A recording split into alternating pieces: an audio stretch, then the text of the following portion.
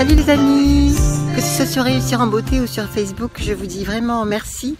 Merci parce que récemment, j'avais posté un post sur lequel je disais que j'étais très fatiguée après tous ces combats que j'avais menés pendant le mois de juillet. Et en fait, je vous remercie déjà pour votre soutien, votre présence. Et je dis aussi merci à tous ceux qui sont présents sur la chaîne Réussir en Beauté et les autres chaînes, si jamais vous écoutez aussi ma musique. Et en fait, voilà, donc après ce que je vous ai confié, j'ai pris conscience justement à ce moment-là, justement, que je devais faire différemment, me comporter différemment. Et en fait, je crois que j'ai fait une prise de conscience et que je suis passée à un autre palier. Et je voulais juste vous le partager. Après, vous faites ce que vous voulez. Alors, ça m'a rappelé, par exemple, l'histoire que j'ai lue dans un livre qui s'appelle Les Contes des Sages de l'Inde. Et il y avait un chien en colère, en fait, qui est entré dans une maison. Et dans cette maison, il y avait une pièce où il y avait des miroirs sur tous les murs. Et ce chien voyait des chiens en colère, justement, sur les murs. Et il se mettait en colère, il se mettait de plus en plus en colère. Évidemment, les chiens en face se mettaient de plus en plus en colère. Et la fin, c'est qu'il s'est jeté contre les miroirs et qu'il a fini par se tuer lui-même. Alors, elle est sympa, mon histoire. Hein. Et en fait, c'était une histoire donc très ancienne, hein, parce que beaucoup de maîtres spirituels l'ont déjà dit maintes et maintes fois, que le monde qui est autour de nous est un miroir. Il y a plein d'histoires. Moi, ça fait des années que j'étudie toutes ces choses-là, en long et en large, toutes les coutures spirituelles, physiques, quantiques, etc. Et j'ai compris mentalement, mais je commence de plus en plus à ressentir qu'effectivement, Gandhi avait complètement raison. Il a tellement bien résumé ça. Soyez le changement que vous voulez voir dans le monde. Et en fait, quand on ressent de la colère, de la frustration, quand on voit des gens qui nous alertent, qui nous titillent sur certains points, en fait, il faut chercher en soi qu'est-ce qui résonne en ça, en fait. Parce que, bon, j'ai pas trop le temps, je sais pas si je ferai une longue vidéo, c'était pas le but en tout cas. Ça fait très longtemps que je suis dans la spiritualité, depuis que je suis jeune, en fait, j'étais dans une religion, mais j'étais même un peu à part dans ma religion, parce que j'étudiais toute seule la Bible dès mes 10 ans, j'étais pas d'accord avec ce que disaient les autres, et puis finalement j'ai fini par entrer dans le moule, pour finir par m'en désolidariser à l'âge de 22 ans, en faisant ma tabula rasa, comme disait Descartes, et en essayant d'avoir une vie spirituelle par moi-même. Et j'ai même, à l'époque j'avais 22 ans, j'ai essayé de faire le point de toutes les religions que je connaissais. J'ai passé du temps à ça, je crois que ça s'appelle la théologie d'ailleurs, mais c'était chez moi toute seule. Il n'y avait pas internet à ce moment-là, et j'ai compris que ce qui reliait toutes les religions, c'était l'amour justement. C'était le fait de se respecter les uns les autres, et que malheureusement dans les religions, c'est pas toujours ce qu'on prêchait. C'est qui était complètement antinomique en fait.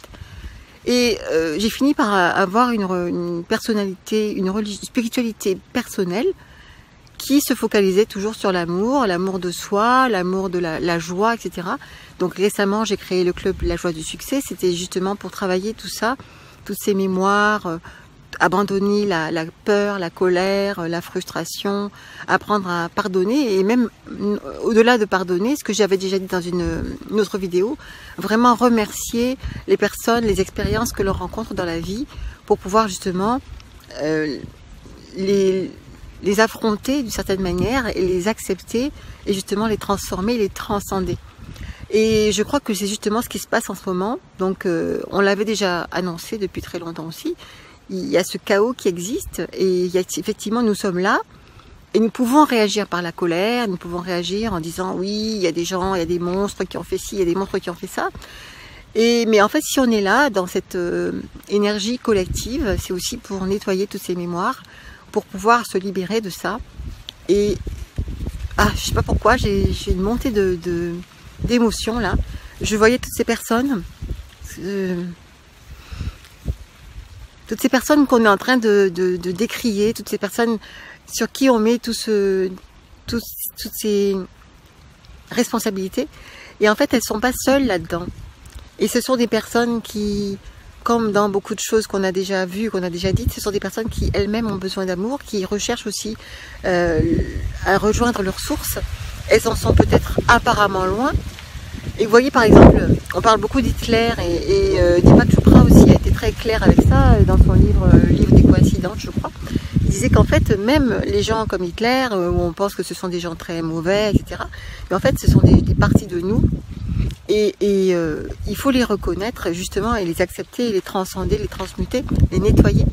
Parce que qui d'entre nous, comme disait Jésus aussi, ne jetez pas la pierre hein, si vous n'avez jamais fait ce genre de choses, qui d'entre nous n'avons pas menti, n'avons pas dénigré les autres, n'avons pas été en colère, n'avons pas été, comment dire, cupides au point de vouloir mettre nos égos et nos besoins en avant au lieu de mettre en avant les besoins des autres et l'amour, tout simplement, la solidarité. Donc voilà, je voulais simplement voilà, rappeler ça, c'est que, alors moi, la solution que je vois qui m'est apparue, donc à force de méditer sur ça, c'est que comme nous sommes dans un monde quantique et que nous sommes tous interconnectés, tout ce qui se passe à l'intérieur de nous va automatiquement avoir un impact sur le reste de nous. Vous voyez, là, je suis dans un champ de maïs que j'ai vu récemment, donc je suis passée il y a quelques semaines, je crois que les plants étaient à 10 cm et là vous voyez ils sont, je suis pas très grande mais ils sont de ma taille ou même plus haut et c'est ça que ça grandit petit à petit, c'est magnifique. Et je voulais dire que si nous commençons déjà par reconnaître cette haine, cette colère, cette méchanceté, cette cupidité, enfin toutes ces choses là en fait qui résonnent en nous actuellement et qui nous mettent en colère, qui nous font dire ouais je vais pas mettre le masque, je sais.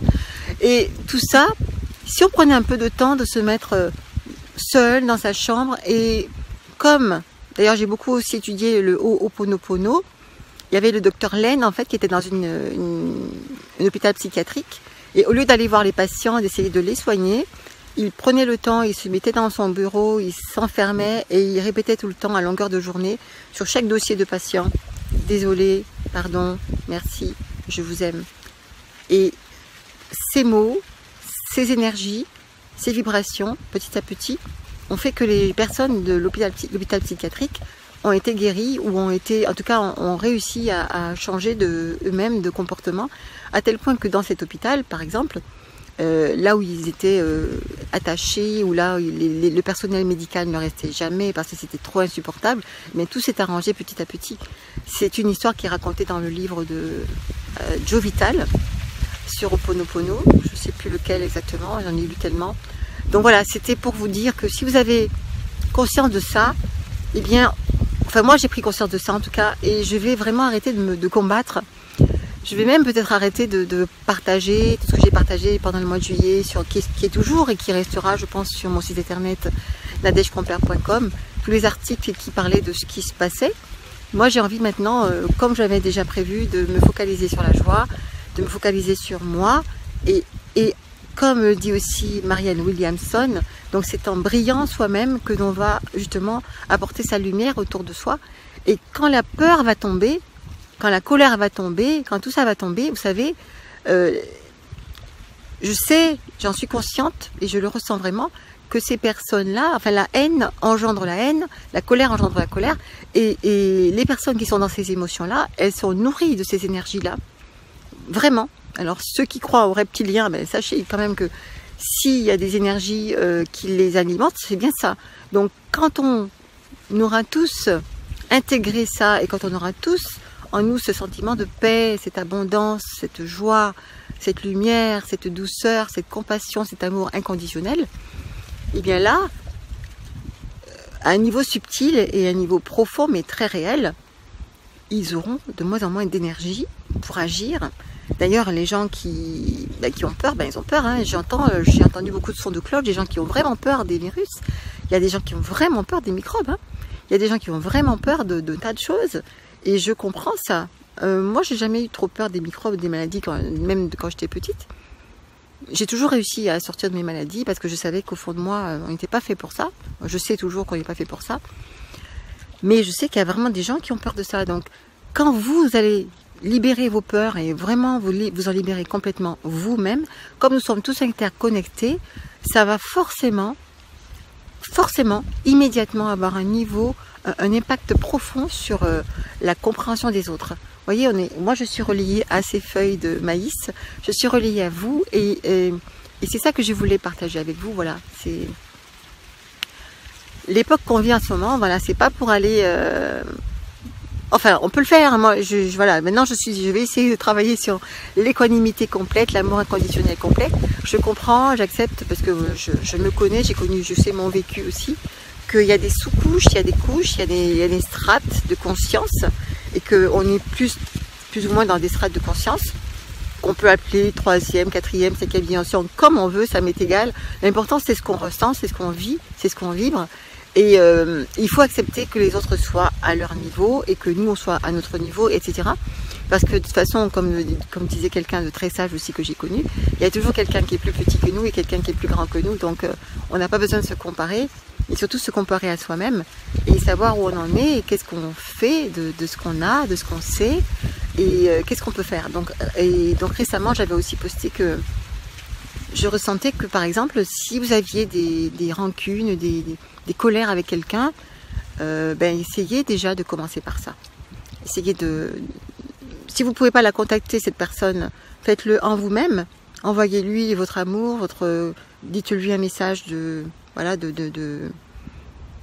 réconciliation en vous-même. Si vous pouvez le faire vraiment, en réalité, téléphoner, envoyer un mail, faites-le.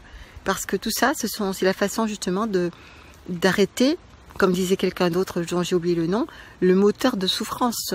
D'arrêter le moteur de souffrance et justement de mettre de l'énergie dans le moteur qui va nous donner la réalité qu'on désire, c'est-à-dire l'amour, la joie, la solidarité, la santé, et justement qui va éliminer toutes ces peurs et qui va faire que miraculeusement, vous allez voir, hein, quand on va tous le faire, parce que ça j'y crois, parce qu'on est là pour ça en ce moment, quand on va tous arriver à ce stade de libération émotionnelle, en tout cas tous ceux qui sont prêts à le faire, il y aura quelque chose qui va se passer pour nous en tout cas. Je ne sais pas si toute la Terre, tous les humains vont arriver à passer ce stade, mais en tout cas on est tous là pour progresser, pour arriver à un autre stade en tout cas. Et donc c'est ce que je propose donc, dans cette vidéo. Je voulais partager ça parce que je trouve que c'est un message d'espoir, d'amour, de joie. Et si vous voulez continuer à me suivre, écouter et aussi partager avec moi ce qui fait le cœur de ma personnalité et ce que je suis amenée aussi à transmettre, donc la joie, les outils pour atteindre la joie, les outils pour décaper tout ça et pour devenir pleinement la personne que l'on est soi-même.